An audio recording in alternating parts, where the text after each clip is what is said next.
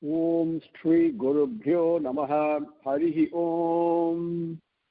Sumukhascha Ekadantascha Kapilo Gajakarnakaha Lambodharascha Vikato Vignarajo Vinayakaha Dhumaketur Ganadhyakshaha Phalachandro Gajananaha Vakratundaha Surpakarno Herambaha Skandapurvajaha Suklam Baradharam Vishnum Sasivarnam Chaturbhujam Prasanna Dhyayet Sarva Vignopasantaye Yasyadviradavakradhya Parishadhya Paratpatham Vigham Vighyanti Satatam Vishpaksenam Tamasraye Gurur Brahma Gurur Vishnu Gurur Devo Maheswaraha Gurur Sakshat Param Brahma Tasmai Sri Gurave Namaha Satchidananda Rupaya Krishnaya Aklishtakarine Namo Vedanta Vedhyaya Gurave Buddhi Sakshine Krishna Dvaipaya Namjasam Sarva Bhuta Hiteratam Vedabjabhaskaram Bande Samadhi Nilayam Munim Janmadhyasya Yataha Anvayat Yataratascha Atteshu Abhignahaskarat Tene Brahma Hridayaha Adikavaye Mukhyanti Yat Surayah Tejovari Mrudam Yatha Vinimayo Yatritu Sargo Vrisha Dhamna Spena Sada Nirasta Kuhakam Satyam Param Dhimahi Varbaha Prochidha Kaitavotra Paramo Nirmatsaranam Satam Vedyam Vastavam Apravasthu Sivadam Tapatrayon Mulanam Srimad Bhagavate Mahamuni Krute Kimva Parairis Parahan Sadhyo Hrudi Avarudhyatehe Atra Krutivihi Sutrushivihi Takshanat Nikama Kalpataror Galitam Phalam Sukamukha Amrudat Dravasam Yutam Pibata Bhagavatam Rasamalayam Muhuraho Rasikaha Bhuvi Bhavukaha Narayanam Namaskritya Naranchaiva Narottamam Devim Saraswatim Vyasam Tato Jayam Udirayet. Now with Bhagavan's case, let us continue. We took up Slokam number 15 and 16 in Adhyayam 29, Skandam number 3.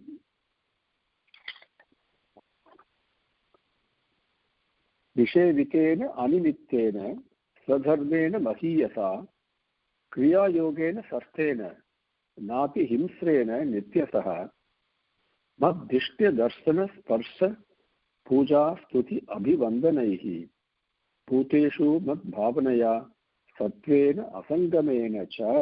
The mind is we took up those two. Now today we will take up Slokam 17.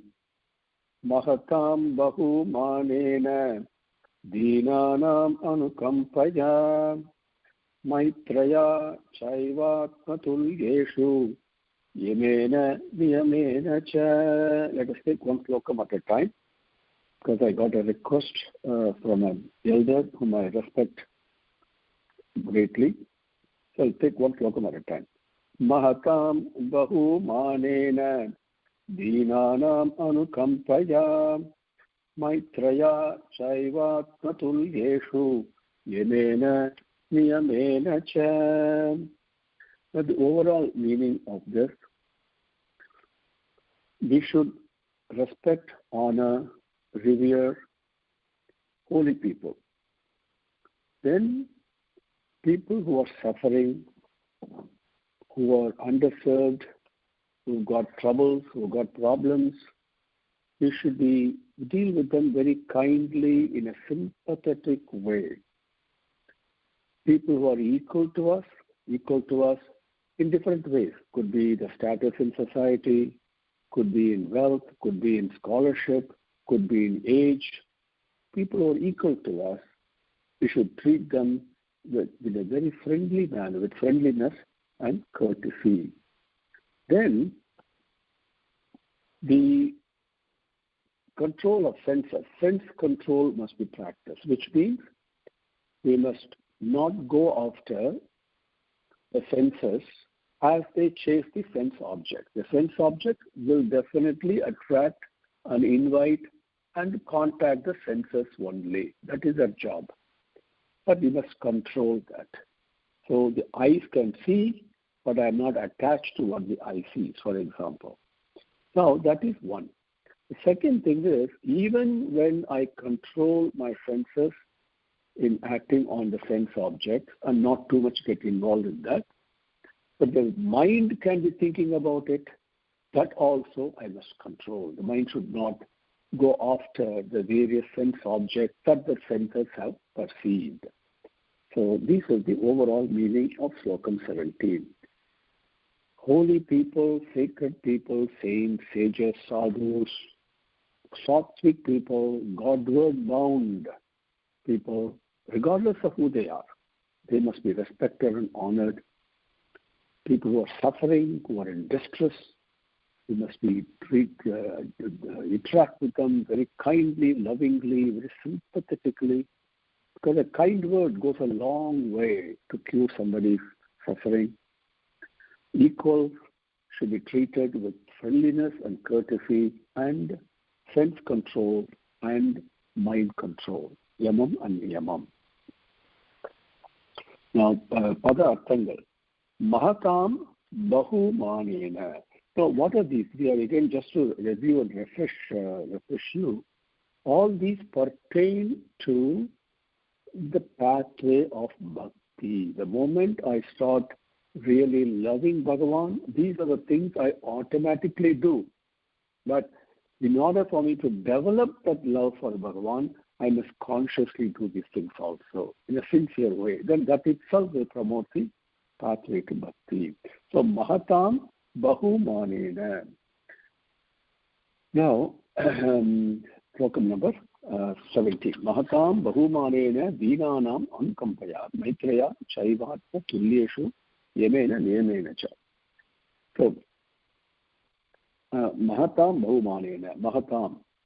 People who are really Mahans, we call it a Mahan. Mahan does not mean just great. People who are, to put it in a very nutshell, people who are selfless, people who are very less selfish, and who are always sacrificing their life for the welfare of others, regardless of scholarship, regardless of wealth or poverty or age or whatever it is. That sattvic quality in a person, in a human being, that makes him a Mahan. Now, a true Mahan becomes very ripened in this process, who lives only for the welfare and well-being of others. That those Mahans. So we must revere and worship them. Mahatam Bahumanena. And Bahumanam, we call it in Tamil Bahumanam, okay. The Bahumanam does not mean just giving a gift of, doing a shawl and worshipping with flowers or, no. It has to be and heart bound with mental, mind and absolute humility, revere and respect and worship. This is very important to practice. Mahatam Bahumanena Deenanam Anukampaya. Deenanam, people who are underserved, people who are distressed, who are in the marginal section of the society. They could be poor, they could be lying down ill and sick with nobody to take care of them. And there are so many ways. There are people in any society who are suffering much more, the have-nots, as we call them, right? And nobody cares about them. People just pass them by. No, we should be sensitive. If there is a tendency to treat, for example, the beggars in certain way in India, now that is different. There may be good reason for it, or may not be good reason. Not all of them are true beggars, but regardless of that, if a sick man or if a hungry man is on the street, who happens to be a beggar, as an example, my heart must be tuned to their suffering. It's very important to train oneself. Sympathetic. Parasparam, we must be serving everyone. Because by doing that, I become happy, I become more peaceful, I refine my mind to be more and more, less and less impure and more pure. So here is Deenanam Anukampaya. Then Maitreya Cha Eva Atma Tulyeshu. Maitreya Cha and Eva and only. Maitreya means the Atma Tulyeshu. Atma Tulyeshu, the easy way to describe that is in English is being people are equal, samanam. Now, there are people who are could be in a spiritual field much more advanced than me, for example, or in the society holding a position of much higher responsibility, administering a group of people, right? So there are people with different. It is again in today's world, especially. I want to make this share this observation. We give over emphasis on a person's wealth, monetary wealth, okay? Because some or other we have trained ourselves where wealth equal to success. That is not at all true. A highly wealthy person, for example, okay, may live in a different strata, different sections of society. I may not deal with him, but I'm not considering him as my equal, right? You understand that? But here the equal means, as very beautifully in Ramayana, Kumbhakarna, Surpanaga describes to Ravana when she complains to him about Rama, reports to him about Sita and what happened in Chitrakotam and all that. She makes a very beautiful statement there in Ramayana. It's a phenomenal lesson of life. And she says, we must keep friendship only with equals. Otherwise, it will not work. Okay? So, there is no, in Tamil we say, yetta thalvu. There is no superiority or inferiority. Neither should be there in any relationship. So that is what is meant here. You can apply this to any field. You can apply this to societal status. You can apply this to age. You can apply this to scholarship. Apply this to the inclination, the interest one has in any way. So people, Maitreya, cha eva atmatulesha, people who are equal, Maitreya. Maitreya means to be equal, treat them as friends, true friends. Okay. Yamena, niyamena cha, yamam and niyamam. And people talk about Ashtanga Yogam and begins with yamam and niyamam and all this. Very simply put, yamam simply means sense control. Control of the senses. Don't overdo, don't even overindulge on anything. First to practice that and withdraw the mind from the sense object. Okay, that is the first stage. Yamam. Senses have to continue to do the job. That is the job, and we must worship, we must respect the job that the senses do. My eyes are meant to see. Yes, they will see. Okay, that's a God-given gift. And there are objects of vision that the eye will get attracted to in the creation. I must acknowledge that and appreciate that. But I must control my mind from going after the sense object that the senses touch. This is very important. That is yamam. Okay? And just to do that, very simply, a starting point, for example, if I like jalebi very much, or jangri very much, as an example, and I consume sweets, 2, 3, 4, 5 at a time like that, then my mind must, because my tongue likes a taste and I go after it without control, my mind must say, one is enough, half is enough, have it later. Like that, must control the attraction and the attachment and the touching of the sense objects by the senses. Slowly, I must exercise that control. Then the senses will come under the control of the mind. They'll continue to do the job, but in a very controlled manner. Now, that is point one. Now, what happens if in this example of the jangri that I shared with you, I've controlled it. I said, okay, I'm not going to limit myself only to one or whatever. And then I go away from the kitchen or wherever, I'm sitting somewhere else. Now my mind is thinking about the jangri. Oh my God, it was so tasty.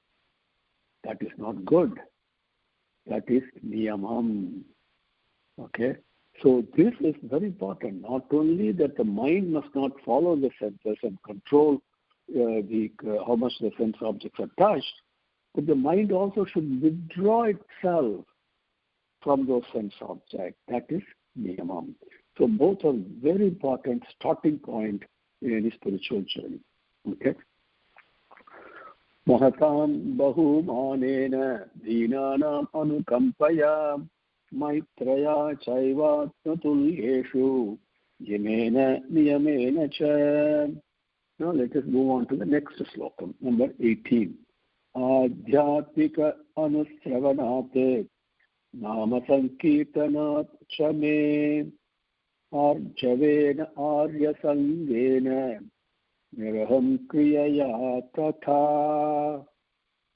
Adhyatmika anusravanate nama sankirtanat chame arjavena arya sangena niraham kriyaya tatha.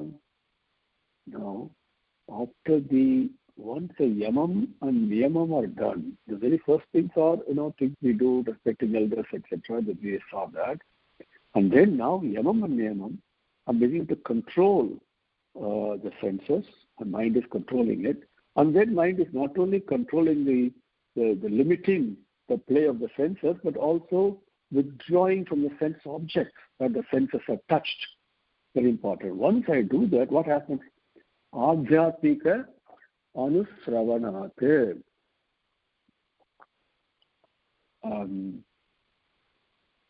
The Adhyatmikam, the call of conscience, Hridayam, the fountain of prema, selfless love in one person, in anybody.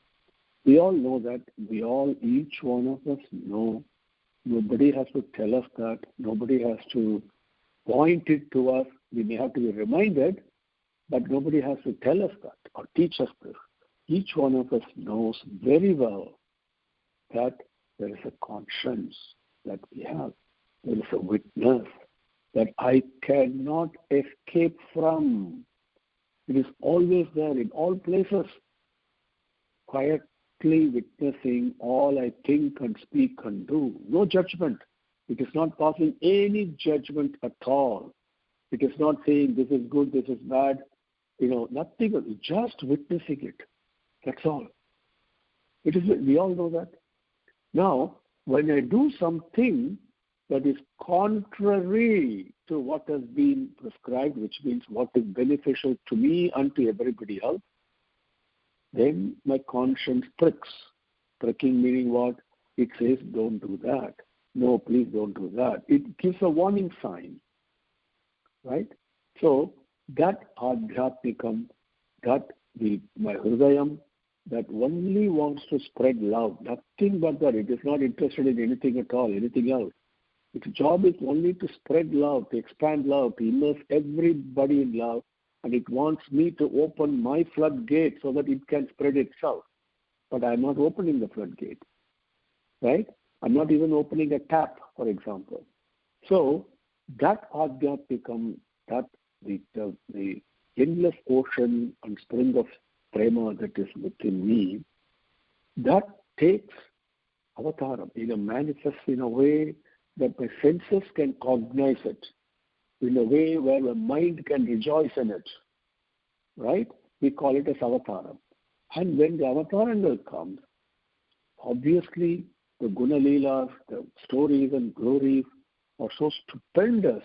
Any story, any aspect of whatever any avataram does, if I just listen to it and reflect on it, how much bliss and happiness that I get.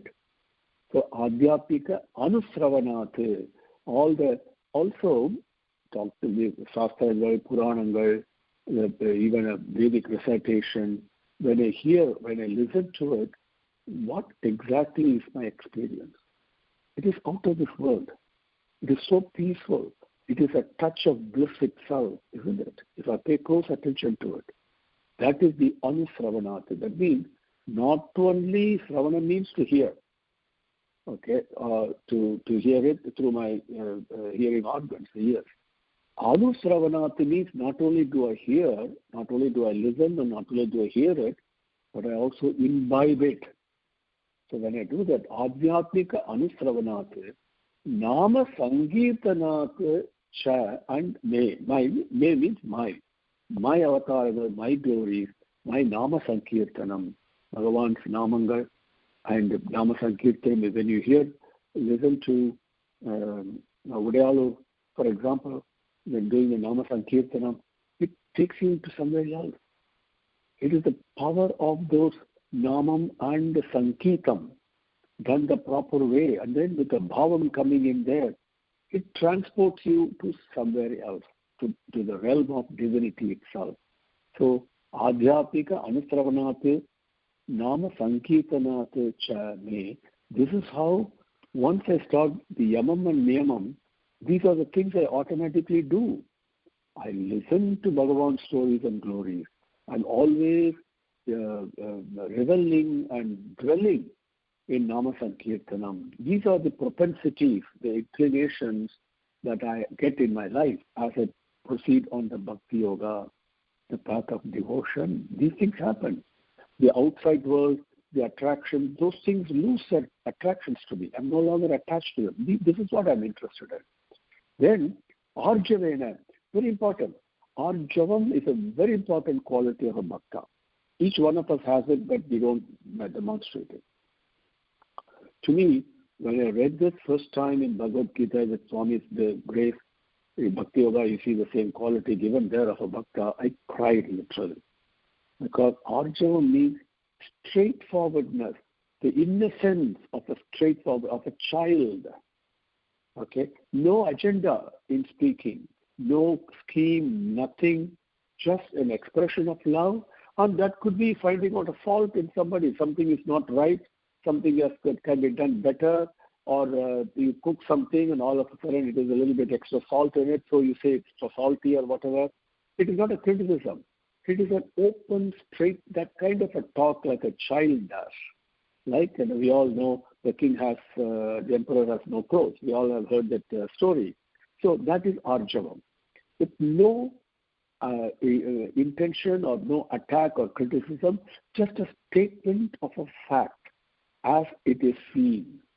And no embellishment, no editing, no nothing. And the interesting thing is, in addition to that, not only a straightforwardness, but also innocence. An innocence born out of harmlessness. Okay, not harming anybody. The tendency is not to harm anybody at all. It's just like a child, an innocent straightforwardness. That's what a bhakta will develop. Those days when you read Puranangal and all that, when one rishi meets another rishi, they exchange greetings, the Kushalam, Vicharikasi we say, and they all would talk about, not all the time about scriptures and this, Atma Jnanam and all that. Yes, true, but also about worldly matters in order to do benefit for the society. And their talks were always on the basis of Arjavam. Very straightforward, very open. Okay, this is such an important quality of a human being that we seem to have moved away from today. We are very careful in how we speak, we edit, we control. Yes, there are speaking disciplines. You must speak sweetly, you must speak for the truth, you must not speak a lie. All those are there. But the Arjavam is a very important quality. And once I start keeping the company of Bhagavan, once I literally seek only to listen to Bhagavan's stories and glories and reveling in his Nama Sankirtanam, bhajans, etc., then automatically this quality of Arjavam, which is within me, starts manifesting itself.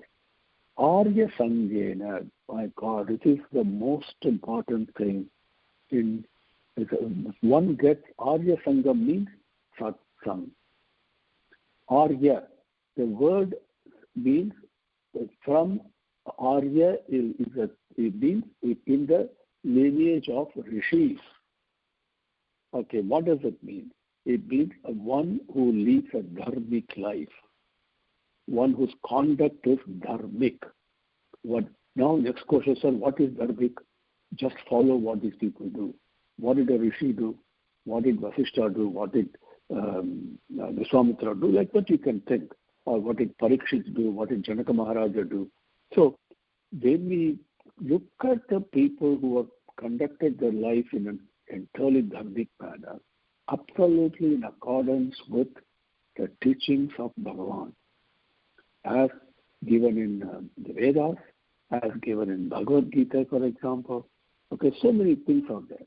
But for the way, for example, the sun that leads its life in Arya way, dharmic way, full of sacrifice, selfless way of leading one's life, without any desire for acquisition, always sacrificing, and this body is a tool to serve, the mind is a tool to serve, and seeing Bhagavan everywhere. That is Satsangam we call. Now, the group of sadhus, the group of Godward-bound people, God-loving people, those are where the topic of discussion is only Bhagavan. Okay, not anything else. And the desire to talk about Bhagavan only is predominant in those groups. Nowadays it may seem quite strange, but trust me, there are still such groups available, and those days they were much more predominant. Today, if one gets the blessing to have Satsangam, the Arya Sangam, that is the greatest blessing that can happen. Because Satsangatse Mitsangatvam, once I get that company, if I'm blessed with that company of sadhus and Godward-bound people, automatically my life takes a different turn. I become absolutely not attached to the temporary attractions of the world. So Arya Sangena, Meraham Kriyaya, this passage, this experience as one goes through, very soon, sooner than one thinks, one gets to know from personal experience that I am not doing this. I am not, this body, mind is not doing this. But knowledge sinks in. It may not be permanent, or it may sink in once in a while.